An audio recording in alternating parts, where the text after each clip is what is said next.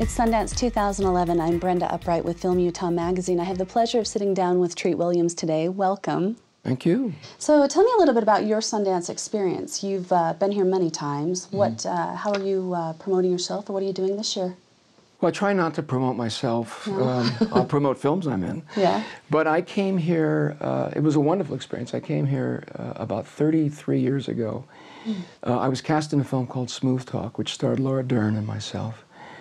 And I was told there was this place called Deer Valley, so I flew into what is actually Heber Airport. Because you're a pilot. Because I've been a pilot for 40 years. Time. And I kept thinking, where's all the deer? It's Deer Valley.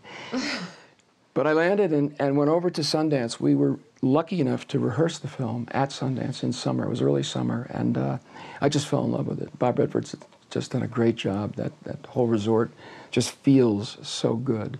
And in that environment, which was this wonderful kind of, every summer they have this kind of creative environment where people work on films, they do short versions, they work on theater.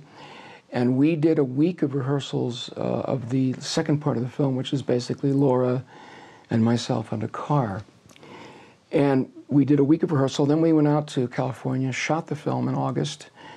The film was edited, we came back in January, and we won the festival, Best Film, here at Sundance. And I thought to myself, well, this is really easy. I mean, you do a film, you rehearse here, and then you win.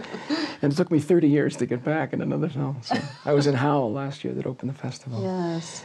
But it's been a great experience. I just love it here, and as we'll talk about, I've slowly came more and more, and eventually ended up living here. So. And how does this year compare to the Sundance of years ago? Well, you know, it's been interesting. The Sundance of years ago was Bob Redford going up and down Main Street saying, "Could you give us $25? Really? We're starting a festival," you know, and all the restaurateurs were helping out. And he started very, very small.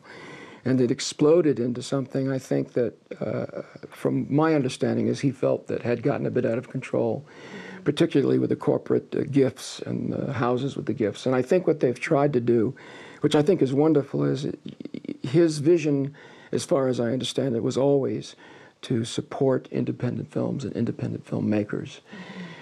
And to get them seen by people. And I think what he's done is they've tried to pull it back into being about filmmaking and about filmmakers, and not about the gifts and the stars. That's a nice part of it. That's what film festivals have, is, you know, going on Main Street and trying to see a movie star. Yeah. But I think it has kind of returned over the last few years to the soul of what he envisioned it to be. And that's a good feeling. I mean, the films I'm seeing are not Hollywood movies. They're, you know, last night I was at a dinner, and you had Kevin Spacey and this Alan Arkin and this wonderful group of actors all doing small independent films. Treat, it's been a pleasure. Thank you so much for sitting down with me today. Thank you for talking to me. Thank you. Appreciate it. You're welcome. I'm Brenda Upright with Film Utah magazine. Thanks for watching.